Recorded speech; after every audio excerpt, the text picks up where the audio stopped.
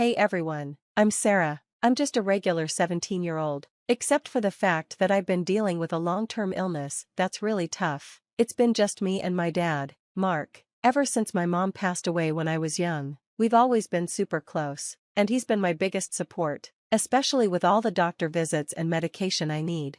Life was pretty calm until Veronica showed up. Dad met her at work, and she was super charming. At first, I was happy for Dad, he deserved some happiness, right? And Veronica seemed cool. She'd bring me little gifts and say things like, "Sarah, honey, how about a girls' night? We could do face masks and watch that rom-com you love." I thought it sounded great. "That sounds awesome. Maybe we could order pizza too," I said. "Of course, anything for my new daughter," she said with a wink, but something about that wink didn't feel right.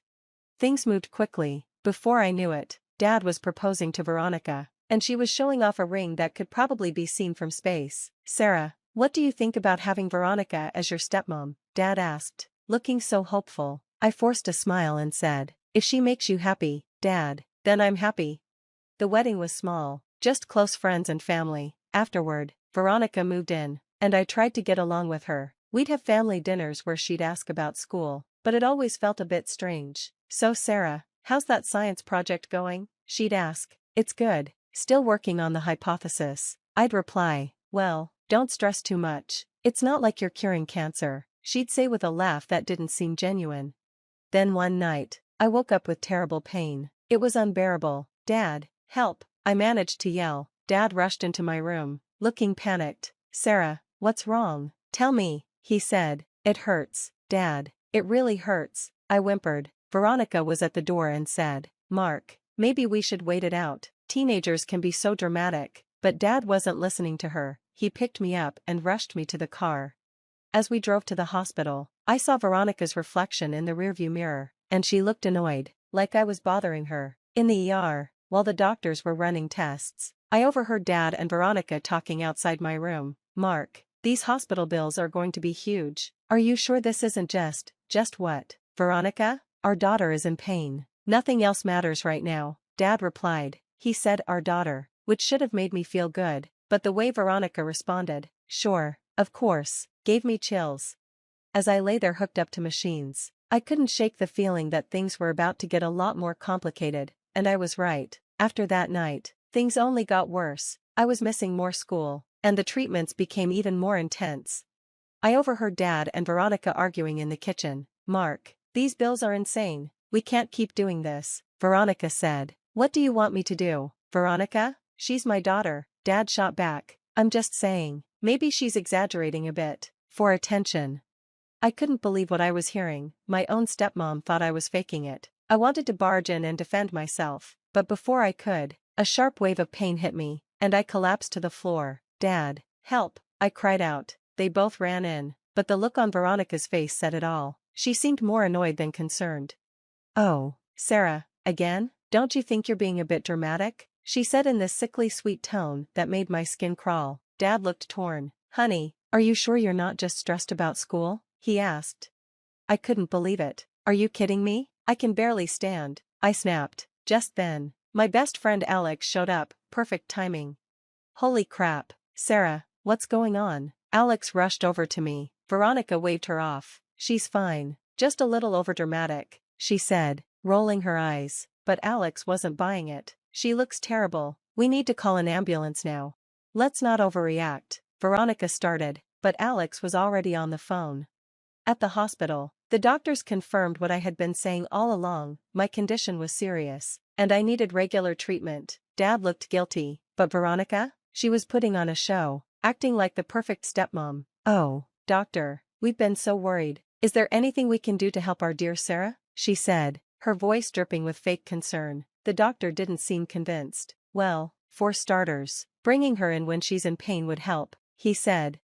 I saw a flash of anger on Veronica's face before she quickly forced another smile. Later that night, when they thought I was asleep, I overheard them talking in the hallway. "Mark, this is getting out of hand. These treatments, the hospital stays, we're going to go bankrupt," Veronica said. But the doctor said. "Doctors say a lot of things, Mark. They're just trying to make money off us. Sarah's young, she'll bounce back. What she really needs is some tough love." I couldn't believe what I was hearing. Tough love? I was seriously ill, not acting out. I don't know, Veronica, what if? Trust me, Mark, I've dealt with kids before. Sometimes they need a push to get through things. If we stop the treatments, she'll have to face life head on. She'll thank us later. There was a long pause, and my heart pounded so hard I thought they might hear it. Maybe you're right, we'll try it your way. It felt like a punch to the gut. My own dad, the one person I thought I could always rely on, was siding with Veronica. As they wheeled me out of the hospital the next day, I caught Veronica's eye. She gave me a smile that sent chills down my spine, like she was saying, I won, but you know what? Game on, Veronica. If she thought I was going down without a fight, she was wrong. I might be sick, but I wasn't stupid. There was no way I was going to let her win this twisted game. After Dad and Veronica stopped my treatments, things got really bad, really fast. I tried to tough it out, but it was rough. One morning, I could barely get out of bed. Sarah, get up, you'll be late for school. Veronica's shrill voice cut through the door. I don't feel good. I think I need to stay home, I said, weakly. She barged in, her eyes narrowed. Oh please, this act is getting old. Get dressed. I tried to explain, but she wasn't listening. As I stumbled down the stairs, Dad looked worried. Honey, are you okay? Maybe you should stay home. Veronica jumped in before I could respond. Mark, remember what we talked about, no more coddling. Dad's face hardened. Right, Sarah, toughen up, you can't miss any more school. I couldn't believe it. I felt like I was living in a nightmare. At school, I pulled Alex aside. Dude, I need help. They've stopped my meds, my treatments, everything. Alex's eyes widened. What the hell? That's messed up. We've got to do something. I'm scared, Alex. What if they put me in foster care? Just then, Mrs. Rodriguez, my favorite teacher, overheard us. Sarah, Alex, is everything okay? Before I knew it, I was spilling everything in her classroom. Her face grew more horrified with every word. This is serious, Sarah, we need to get you help. But what can we do? It's my dad's word against mine, I said, feeling hopeless. Alex snapped her fingers. Evidence. We need proof. Mrs. Rodriguez nodded. Good thinking, Alex. Sarah, can you secretly record what's happening at home? A glimmer of hope sparked inside me. Yeah, I think I can. For the next few weeks, I became a secret agent in my own house. I recorded Veronica's cruel comments, Dad ignoring my pain. It was hard listening to it all again, but I knew it was necessary. One day, I overheard Veronica on the phone while I was pretending to nap on the couch. Yes, I've transferred another $5,000. No, don't worry, Mark has no idea. He thinks it's all going to Sarah's treatments. My eyes shot open. She was stealing from us. I quickly hit record on my phone, praying she wouldn't notice. Of course, I'll be careful. These idiots suspect nothing. I'll have the account drained in no time. I felt sick, and not just because of my illness. How could Dad not see through her? The next day at school, I told Alex and Mrs. Rodriguez everything. She's stealing money too. This is insane. Alex was furious. Mrs. Rodriguez looked serious. I've contacted your previous doctors. They're appalled by the situation and are willing to provide statements. I nodded, feeling a mix of relief and fear. Thanks, Mrs. R. I just hope it's enough. As we were planning our next move, a wave of dizziness hit me. The room started spinning. Sarah, you okay? Alex's voice sounded distant. I tried to respond, but my legs gave out. The last thing I heard was Mrs. Rodriguez yelling for someone to call 911. I woke up in the ER again. Dad was there, looking scared and confused. Veronica, as usual, was trying to charm the doctor. Oh, you know how teenagers are always so dramatic. I'm sure it's just stress from school, she said. The doctor wasn't having any of it. Mrs. Thompson, your stepdaughter's condition is extremely serious. Without proper treatment, she could. Now, let's not exaggerate. Mark and I know what's best for our Sarah. Veronica interrupted. I saw something change in Dad's face. It was like he was finally seeing Veronica for who she really was. But before he could say anything, I felt myself slipping away again. As I drifted in and out of consciousness, I heard Alex's voice. Don't worry, Sarah, we've got the evidence. We'll fix this. Just hang on. I wanted to tell them everything, the stolen money, the lies, but the darkness pulled me under. My last thought was, please let this plan work. I can't take much more of this. When I woke up again, I felt like I'd been hit by a truck. Dad was by my side, looking like he had aged 10 years overnight. There was no sign of Veronica. Guess she finally flew off on her broomstick. Sarah, baby, I'm so sorry. I should have listened to you, Dad said, his voice thick with regret. Before I could respond, the doctor stormed in, furious. Mr. Thompson, your daughter's condition is critical. The lack of treatment is borderline criminal neglect. I'm obligated to report this to the authorities. Dad looked like he was about to faint. I didn't know, my wife said. That's when Alex and Mrs. Rodriguez burst in like they were leading a rescue mission. We've got proof, Alex shouted, waving her phone. Mrs. Rodriguez, always the calm one, stepped forward. Mr. Thompson, Sarah's been documenting everything, the neglect, the verbal abuse, and the financial fraud. Dad's eyes nearly popped out of his head. Financial fraud? What are you talking about?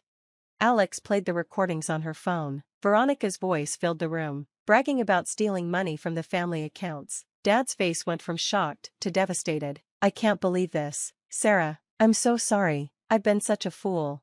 Just then, a nurse rushed in. There's been an accident. A woman named Veronica Thompson. My heart skipped a beat as Dad jumped up. What happened? She was in a high-speed collision, apparently trying to leave town with a large sum of cash. She's alive, but she's paralyzed from the neck down. The room went dead silent. I couldn't help but think, karma's a real thing, isn't it? Dad looked pale, like he might be sick. I need to go see her. Dad, after everything she did? I asked. He shook his head. No, I need to tell her it's over and that she's going to pay for what she did to you. As he left, Alex squeezed my hand. We did it. Sarah, you're safe now. The next few weeks were a whirlwind. My treatment started again, and slowly, I began to feel like myself. Dad filed for divorce faster than you could say, gold digger, and the police were all over Veronica. A year later, I was packing for college, something I never thought I'd live to see. Dad knocked on my door. Need any help, kiddo?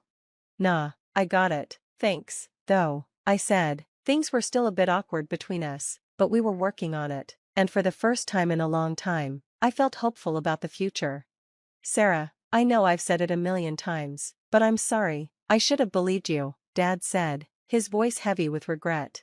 I sighed. Dad, I get it, she played you, she played all of us, but in the end, you came through, and that's what matters. He nodded, tears welling up in his eyes. You're stronger than I ever knew. As I zipped up my last suitcase, Alex popped her head into the room, ready to roll. College girl? I grinned. You bet. Let's blow this popsicle stand. As we loaded up the car, I couldn't help but feel grateful. Strange, right? But this whole mess showed me who my real friends were and just how strong I could be. You okay? Alex asked, noticing my quiet moment. Yeah, just thinking. A year ago, I didn't think I had a future. Now, sky's the limit, I said with a smile.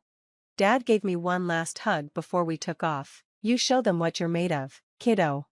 As the story wraps up, I've got a question for you. If you were in my shoes, would you forgive your dad for choosing someone like Veronica over you? Or is that kind of betrayal too deep to get past? Drop your thoughts in the comments. I'm dying to know what you do.